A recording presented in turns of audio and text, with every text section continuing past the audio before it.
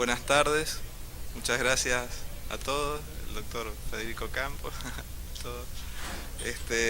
Bueno, la idea de hoy es hablar acerca de un tema que quizás es el futuro de los dispositivos cardíacos implantables, no solo de los marcapasos, y que es el seguimiento a distancia o seguimiento satelital de los dispositivos. Y para eso tenemos que ver en qué situación nos encontramos. La evolución es el cambio, es la modificación de las cosas como las hacíamos, y muchas veces los cambios no nos damos cuenta de lo que realmente está sucediendo, salvo que establezcamos una comparación. En la evolución tenemos un pasado. Para tener una idea de los dispositivos, vamos a comparar con los automóviles. En 1958 el primer marcapasos se implantaba, no tenía la capacidad de evaluar el ritmo del paciente, servía para pacientes que eran dependientes de marcapasos, y teníamos esta tecnología en automóvil. En el presente vamos a hacer una comparación con una serie de los años 80, el auto fantástico, que algunos lo deben conocer y otros quizás no. Era un auto que tenía estas características en la década del 80, tenía la posibilidad de manejarse automáticamente. Esto hoy por hoy está llegando, recién hay automóviles que se manejan solos a 240 kilómetros por hora, y algunos ya tienen este aspecto, ¿sí? El presente, en cuanto a los dispositivos, si establecemos la comparación, han mejorado muchísimo. Tienen la capacidad de evaluar el ritmo del paciente, tienen la capacidad de reproducir la respuesta cronotrópica, y entonces el paciente es como que tuviera un corazón artificial, digamos, desde el punto de vista eléctrico. Se ha avanzado tanto que ya no solamente es hablar de marcapasos, es hablar de terapia de resincronización en los pacientes que tienen insuficiencia cardíaca refractaria, para tratar de optimizar la sincronía eléctrica y mecánica del paciente y mejorar las condiciones de estos pacientes. Por otro lado, los cardiodesfibriladores son dispositivos que tienen la capacidad de salvar vidas a través de una aplicación de corriente o de terapias con marcapaseo. Pero esto no es todo. Los marcapasos de hoy y los cardiodesfibriladores, los resincronizadores, los dispositivos con capacidad de monitorización a distancia, también tienen la capacidad de ser aptos para resonancia. Antes, cuando colocábamos a un paciente un marcapasos, ese paciente no tenía posibilidades de hacerse un seguimiento con resonancia futuro, y esto hoy es posible. Pero si hay un hecho que es importante y que va a cambiar la historia, va a ser la capacidad de seguimiento a distancia y el seguimiento satelital de los pacientes. Hoy por hoy nosotros no estamos considerando a qué pacientes aplicar esta tecnología. Sería como en los años 80, ¿qué personas tendrían un auto como el auto fantástico? Hoy por hoy ya existen muchas cosas más, pero en el futuro, probablemente de los dispositivos, lo que tengamos que pensar es esta tecnología a qué pacientes no colocárselos. Y probablemente, además de marcapasos con seguimiento a distancia, seguimiento satelital, probablemente la posibilidad de dispositivos aptos para resonancia. El otro elemento que tengamos serían los avances que están dándose en los dispositivos sin cables, los marcapasos sin cables. Entonces, acá vemos a la izquierda el primer marcapasos asincrónico. En el centro tenemos los dispositivos que tienen capacidad de resincronización cardíaca, que tienen 3 cables. En la parte de abajo, en el centro, vemos, ahí está. Vemos cómo los cardiodefibriladores con los cables con la función de bobina triangulan con la carcasa y nos permiten dar una aplicación de corriente eléctrica que puede salvar la vida de un paciente. Pero el motivo de la charla de hoy es básicamente la capacidad del monitoreo a distancia, los dispositivos que se pueden conectar con el satélite y de esta manera brindarnos una información. Todo avance siempre parte de una inquietud, de una preocupación. Y una de las observaciones muy frecuentes era que los pacientes tenían problemas, pero esos problemas los tenían no en el momento de la consulta, sino cuando el paciente se va a su casa. Desde el punto de vista rítmico, eso era muy importante y generaba grandes dolores de cabeza, y hasta hoy genera grandes dolores de cabeza. Entonces, la posibilidad de detectar qué es lo que le sucede al paciente en su casa es un elemento de gran importancia, porque en el momento del control probablemente el paciente está muy bien, pero se va a la casa y a la hora nos llama y nos dice: tengo tal problema. Esa es una de las preocupaciones. La otra de las preocupaciones es que a medida que pasan los años, los pacientes son cada vez más complejos. Un paciente que tiene un cardiodefibrilador, un resincronizador, son pacientes que antes no vivían y que hoy están viviendo y que han sumado complejidad en el manejo de los pacientes. Son situaciones cada vez más complejas que cuanto más herramientas tengamos, mejor. Entonces surge la telemedicina. Esto no es un invento de hoy. La telemedicina es la aplicación de las innovaciones científicas y tecnológicas básicamente para intentar mejorar el manejo de los pacientes a distancia, tratando de mejorar el estado de salud, tanto apuntando a la prevención, al diagnóstico preciso, adecuado y correcto, a la el tratamiento preciso, todos los elementos que intervienen y están vinculados con la mejoría de la salud del paciente. Entonces, objetivos: mejorar los resultados que tenemos ahora, pero tratando de reducir los costos o eventualmente de optimizar los recursos.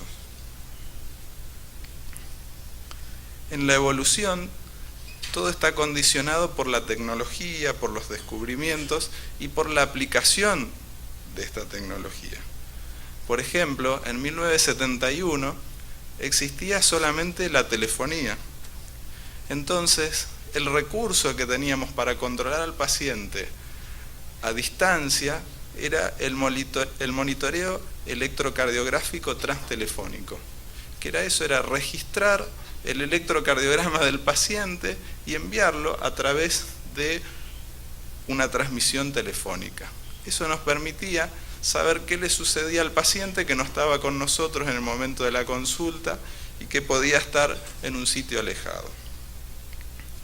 Recién a partir de 1998, los avances, además de la telefonía, surge la capacidad de emitir telemetría a los dispositivos, una especie de Bluetooth, que el dispositivo colocado tenía capacidad de emitir una conexión con otro dispositivo cercano.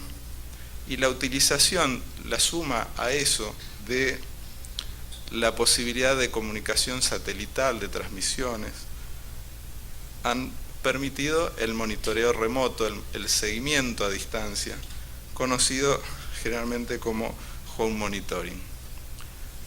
Pero volvamos al pasado.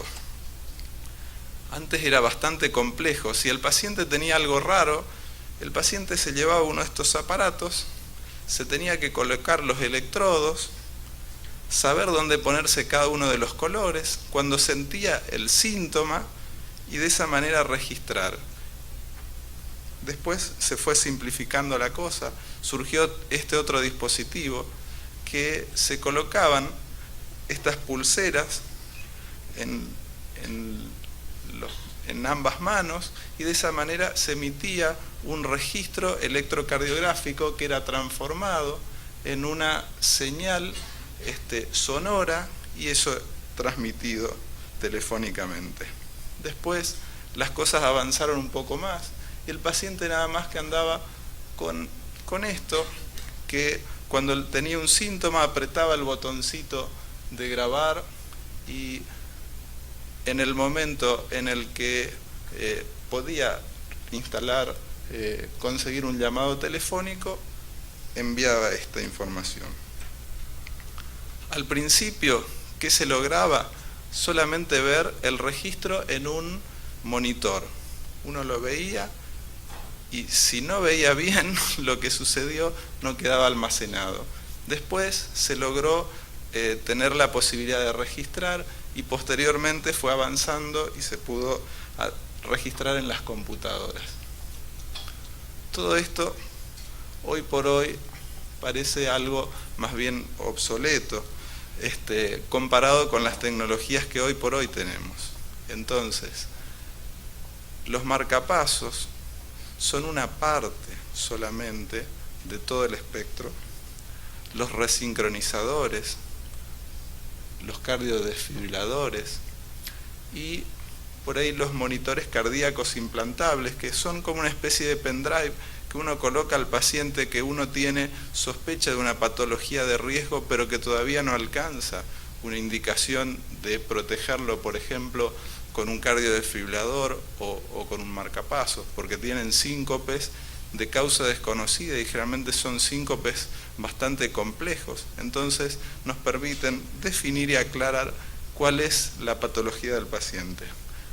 Cualquiera de ese tipo de dispositivos, si tiene la capacidad de emitir telemetría a distancia, lo que hace es comunicarse el dispositivo que tiene colocado el paciente con otra estructura que es un programador. Esto al principio servía en el momento de realizar los controles de marcapasos. Entonces uno controlaba al paciente, pero no tenía que estar sosteniendo un cable. Pero la aplicación más práctica en sus comienzos era en el momento de la colocación, por ejemplo, de un cardiodesfibrilador, en el que, para no contaminar el ambiente quirúrgico, uno se comunicaba en forma como si fuera por Bluetooth, repito, y uno podía cambiar la programación del cardiodesfibrilador, generar un choque, frenar, hacer un montón de aplicaciones.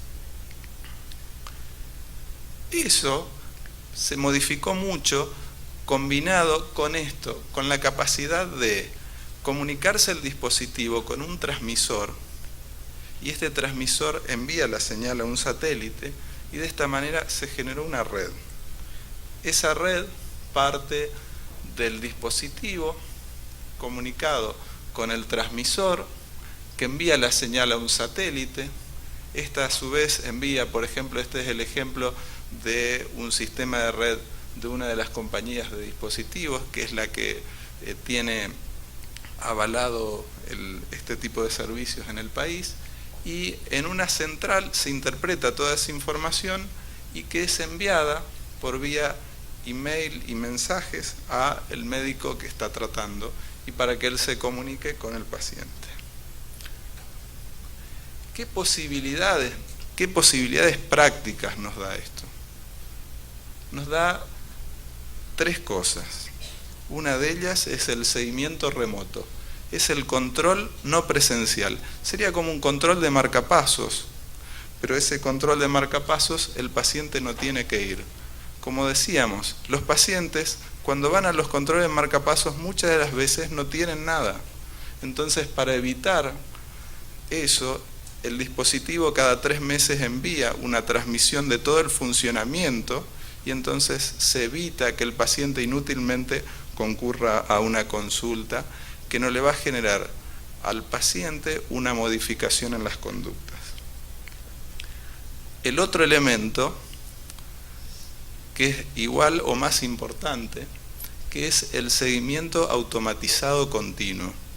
El paciente no solo que no va a ir innecesariamente a la consulta, sino que además el dispositivo va a detectar si hay alguna falla del funcionamiento, si hay alguna modificación del funcionamiento del aparato o si hay alguna arritmia. Entonces esa arritmia, por ejemplo, puede ser una fibrilación auricular que puede detectarse a tiempo y se puede prevenir un stroke, o por ejemplo, imagínense una taquicardia ventricular y el paciente va a tener una enfermedad coronaria o alguna otra causa corregible y entonces evitamos que el paciente esté en riesgo. El otro elemento importante son las interrogaciones iniciadas por el paciente. El paciente muchas veces, cuando viene un control de marcapasos, dice que siente cosas que uno muchas veces no sabe si es que no están almacenadas por el dispositivo a qué corresponden. Teniendo un marcapasos, un cardiodefibrilador, un resincronizador, el paciente puede iniciar una activación, un registro, y en ese momento la percepción puede ser aclarada simplemente si es un problema rítmico, un problema serio, o nada más que, por ejemplo, un registro de taquicardia sinusal y el paciente se mareó y lo que tenía era una caída de la presión arterial. Entonces, la idea es que el control presencial del paciente sea para cambiar algo útil para el paciente. ¿Gracias a qué? Gracias a que el seguimiento, el monitoreo a distancia, sea seguro y pueda detectar cosas que reduzcan la presencia del paciente innecesariamente. Todas las empresas de marcapasos han generado sistemas. La primera fue Medtronic, que en realidad presentó en 1998 sus estudios, y luego la que avanzó desde el 2000 más que el resto y se ha extendido en todo el mundo es Biotronic, que es la que existe en el país y que el sistema se llama Home Monitoring. Como podemos ver, está extendido en casi todo el mundo y de esa manera es la que más ha avanzado finalmente. Pero existen, además de estas empresas, otras que han inventado otro tipo de dispositivos. En todo este tiempo la evidencia científica es enorme. Toda esta serie de estudios, para no aburrirlos, vamos a mencionar más las conclusiones que uno a uno los estudios. Y básicamente, ¿para qué nos sirve o cuáles son las ventajas de esta tecnología? Reducir las visitas innecesarias al especialista, las visitas de rutina, ¿sí? Sin que haya que hacer nada al paciente, en la que uno solamente sabe que la batería está funcionando correctamente y el paciente no tiene ningún fallo, ninguna alteración. Por otro lado, tenemos la posibilidad de detectar, y la capacidad de detectar es muy buena. ¿Por qué? Se detectan no solamente las arritmias clínicas, las que generan síntomas al paciente, también se detectan las arritmias asintomáticas. Y sabemos todos que la mitad de las fibrilaciones auriculares paroxísticas no generan síntomas, ¿sí? Pero pueden generar un ACV, un stroke. Entonces, esto es muy importante. Entonces detecta, y detecta más que el sistema convencional, porque detecta lo asintomático. También existen dispositivos que pueden detectar cambios hemodinámicos, y hay pacientes que tienen insuficiencia cardíaca avanzada que se puede predecir cuando el paciente está en riesgo de requerir una internación. A veces, con estos datos, uno puede hasta una semana antes hacer una serie de ajustes cuando uno tiene este tipo de alarma y evitar una internación, optimizando la medicación. Se pueden detectar alteraciones en el funcionamiento de los dispositivos. Esto es muy importante en los cardiodefibriladores, que por ahí depende un buen funcionamiento, depende de la protección de la vida del paciente. Y lo importante es que no solo que se detectan los problemas, sino que se detectan en etapas tempranas.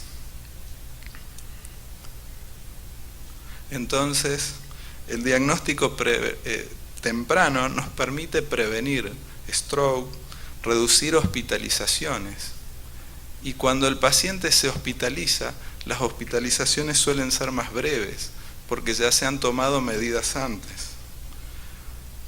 Esto de reducir la mortalidad solamente está no en ensayos controlados randomizados, de doble ciego y estudios grandes, sino que se ha detectado en un registro.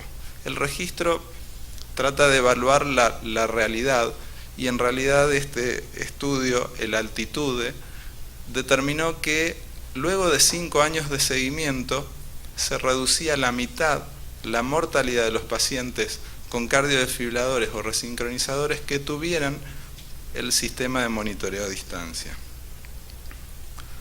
Otro elemento importante es la correlación entre el síntoma del paciente y el registro eléctrico. El paciente siente algo y sabemos en ese momento qué es lo que está sucediendo. Esto vuelve más seguro a este sistema que el sistema de seguimiento convencional, por la mayor detección, acortando esos plazos y permitiéndonos realizar y tomar medidas a tiempo. Esto no es un sistema de monitoreo permanente de emergencias que uno dice a las 11 de la noche y 3 minutos tuvo un síntoma, a las 11 y 4 minutos estamos avisando para que el paciente se interne. Pero en general, si uno controla todos los días, salvo fines de semana, lo que puede tener es un retraso de 2 días en el diagnóstico. Comparando con estudios en los que si el paciente se controla cada 3 meses, el paciente puede tener 2 o 3 meses de una arritmia sintomática hasta que se detecte en el control el problema. O por ejemplo, si uno controla cada 6 meses, hay un promedio de como que se acortan hasta 5 meses o 4 meses y medio la detección. Esto mejora significativamente el manejo de los pacientes luego de tener colocado un dispositivo. Los pacientes lo toleran muy bien, no tienen inconvenientes, mejora su calidad de vida. Por otro lado, podría mejorar la expectativa de vida, y hay estudios que demuestran que logrando optimizaciones de la programación se puede reducir, digamos, los choques inapropiados del paciente, y de esa manera también se podría alargar la vida de la batería. Entonces un cardiodesfibrilador tan costoso podría durar más. Esto es resumiendo más o menos todo lo que dijimos. Vamos a pasar rápido para no complicarnos, y vamos a tratar de ver qué aplicaciones prácticas tenemos en nuestro medio. Podemos seguir a pacientes, por ejemplo, de otros países que vienen a consultar y no tienen electrofisiólogo, de otras zonas del Caribe, a pacientes que una detección precoz de una arritmia sería importante, por ejemplo, portadores de cardiodesfibriladores, de resincronizadores, por ejemplo, pacientes que tienen fibrilación auricular, pensemos, que tienen alto riesgo de sangrado. Entonces, cuando uno los tiene que anticoagular, si tuviera episodios de fibrilación auricular paroxística y uno los pudiera detectar a tiempo, este sistema nos permitiría conducir y guiar mejor el tipo de tratamiento. Los pacientes que tienen síncopes, que tienen pérdidas del conocimiento que pueden implicar riesgo, entonces si tienen bloqueos AV paroxísticos, si hacen arritmia ventricular. Entonces, no solo sirve a los pacientes adultos, tiene mucha utilidad en pediatría. Recordemos que los niños son personas en crecimiento, entonces eso suele generar problemas del funcionamiento de los electrodos, pueden existir modificaciones fisiológicas. Entonces, si tienen un cardiodesfibrilador, se olvidan de tomar la medicación, empiezan a detectarse arritmias no sostenidas antes de un choque, y quizás eso pueda ser prevenido por una detección adecuada. Entonces, en pediatría tenemos muchas aplicaciones. Los niños que tienen enfermedades genéticas y que podrían ser portadores asintomáticos de una mutación, entonces, y que uno quisiera hacer un seguimiento con un monitor de eventos implantable, o pacientes que tengan dificultades para el seguimiento de rutina. Quizás el presidente de la República, si tuviera necesidad de colocarse un dispositivo y con su agenda tan complicada, quizás no quisiera hacer controles rutinarios que no le aportarían ningún cambio en la conducta terapéutica, o un empresario. Podrían ser, digamos, pacientes que se beneficiarían con esto. Más si a eso uno le suma, por ejemplo, que tienen más detecciones y se actúa más a tiempo. La otra, cuando uno controla un marcapasos, a veces ve 2 o 3 hijos que dejaron de trabajar para traer a su padre, que viene en una silla de ruedas con bastantes dificultades para movilizarse. Entonces eso simplificaría también el seguimiento de pacientes con dificultades para movilizarse, pacientes dependientes, niños, etc. Pero bueno, vamos a tratar de dar una aplicación más bien práctica. Vamos a contar el caso, la historia de esta señora, esta mujer de 43 años, sin antecedentes, se despedía de sus amigas, se iba a trabajar, trabajaba en un crucero. Realmente el paisaje es muy bonito, pero lo que le esperaba no era la situación más agradable, sino que fue la situación más catastrófica que le pudo suceder, una parada cardíaca. Entonces, afortunadamente, la cadena de supervivencia funcionó adecuadamente, se detectó rápidamente la arritmia, se hizo reanimación precoz, se hizo una cardiodesfibrilación precoz, y los cuidados posoperatorios permitieron derivarla y trasladarla para poder ser asistida en un centro.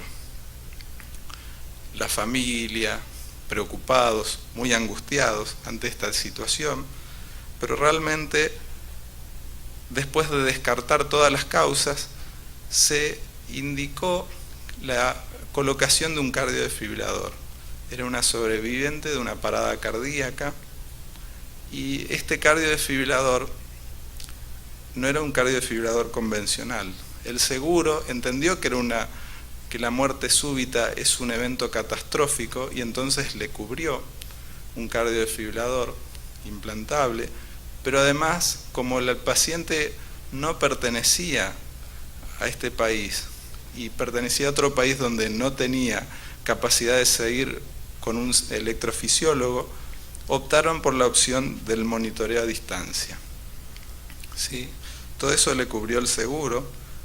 La paciente se fue muy contenta, se sentía protegida, pero como tenía un poco de sobrepeso, dijo: voy a cambiar mi estilo de vida.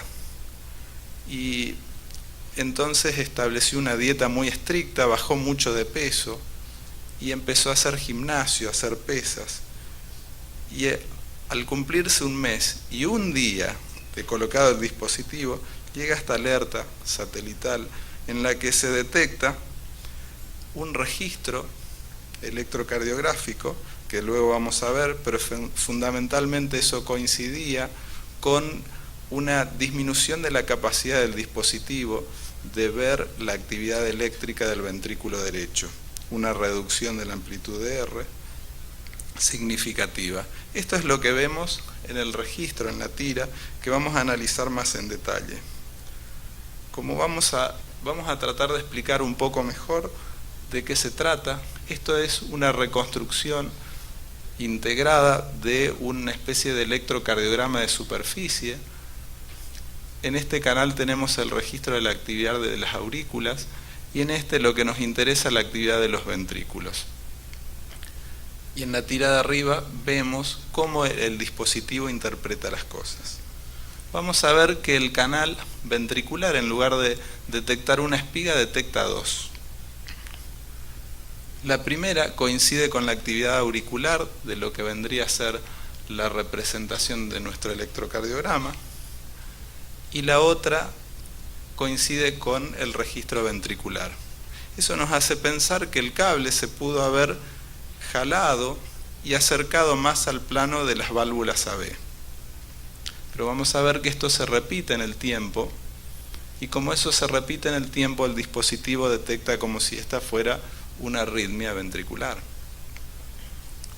Por otro lado, lo que vamos a ver es que esto que veíamos en el trazado anterior, en el registro del ventrículo, después se modifica, y cuando se modifica coincide con una alteración en el electrocardiograma que nos hace pensar en una arritmia ventricular. Entonces ese catéter está móvil cerca de las válvulas AB, y entonces vamos a tener un registro de una arritmia debida a la movilización de ese catéter. Esa paciente estaba lejos del país. Ante esa situación hubo que comunicarse con el grupo médico tratante, con el paciente que necesitaba una internación, una evaluación y probablemente una recolocación del dispositivo. Entonces se confirmó, la punta del electrodo estaba prácticamente a nivel de las válvulas AB, esta es la punta del electrodo ventricular, se había jalado, y lo que hubo que hacer fue recolocar el electrodo en la punta del ventrículo derecho para que de esta manera el paciente estuviera nuevamente protegida. Imagínense si el paciente se iba y volvía en 3 meses, ¿qué sucedía si no nos dábamos cuenta de esto? Se va de alta, el seguimiento nos informa que todo estaba en orden, como lo vemos acá, el sensado que estaba muy bajo antes, menor a 2, estaba en 11,3 y 10,7, todo el resto de los parámetros estaban normales, y lo que vemos acá, lo que es importante es la curva, como este parámetro que estaba bajo, luego de la colocación se mantenía dentro de parámetros normales. Se va la paciente, continúa con su vida normal, con un poco de temores, hasta que 2 meses y un día después tenemos esto, el hallazgo de una arritmia ventricular. La alerta nos decía que la paciente a las 23 horas tuvo un episodio espontáneo de arritmia que generó el inicio de la carga del dispositivo, pero que la carga no fue entregada, fue cancelada, ¿sí? Entonces, ¿eso a qué se debió? Acá tenemos el registro, como recordamos, esto es el registro del electrocardiograma de superficie, una extrasístole supraventricular, y después, post-extrasístole, latido normal, y una extrasístole ventricular que hace un fenómeno de R sobre T, y entonces genera una actividad ventricular desencadenada que genera una taquicardia ventricular. Afortunadamente se autolimita y entonces vemos cómo recupera el ritmo sinusal sin necesidad de intervenir el dispositivo. Acá vemos que no necesitó ni terapias de marcapaseo ni terapias de choque. Entonces, imagínense si este paciente no hubiésemos detectado el desplazamiento del catéter, nos hubiésemos perdido posiblemente este episodio arrítmico, que por suerte no requirió choques. La paciente volvió a su vida habitual, estaba mucho más delgada, sonriente, todos los parámetros de control del dispositivo estaban muy bien. El esposo estaba muy feliz, la veía más delgada, la familia, podían volver a trabajar. Todo eso, al menos, por ahora. ¿Sí? Entonces, un poco para concluir con este ejemplo, vamos a decir que el monitoreo a distancia nos permite varias cosas. Una detección precoz de arritmias, de fallos del dispositivo, de insuficiencia cardíaca. Es más seguro que el seguimiento convencional porque detecta más, reduce las visitas rutinarias innecesarias para el paciente, pero en caso de presentar problemas acelera el tiempo de consulta del paciente. Esto es más adecuado, la respuesta, no solo consultar a tiempo, sino tomar las medidas a tiempo. Esto mejora la calidad de vida, podría llegar a mejorar la expectativa de vida. Hay que ver otros estudios de seguimiento a largo plazo y que no sean solamente un registro, y también podrían alargar la duración de la batería. Como dicen una de las propagandas de acá, fuera de aquí nada se vive mejor. Bueno, muchas gracias.